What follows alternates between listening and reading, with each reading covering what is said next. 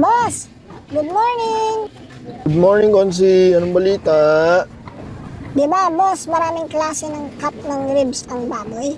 Oo. Pero depende yan sa diskarte ng magkakarne. Eh, dito sa Crista Meat Shop, anong mga ribs ang available? Meron tayong 3 klaseng ribs dito sa Kristamit Shop.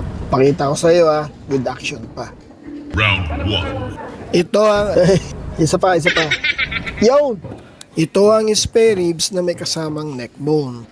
Ito ang pinakakilalang spare ribs dito sa palengke. At naglaro na naman ng batang panot na puti ang balbas. Round Hala, tingnan mo siya. Siguro naman alam mo na yan. Siyempre naman, ang ribs na tayo lang gumagawa dito sa Subic na baby back ribs. Galing! Round 3. Pitso ng baboy. Tanggalin natin ang laman sa ibabaw at meron kang Boss Nabnoy, putek. yan ang breastbone or spare ribs na galing sa dibdib ng baboy, di ba? Very good.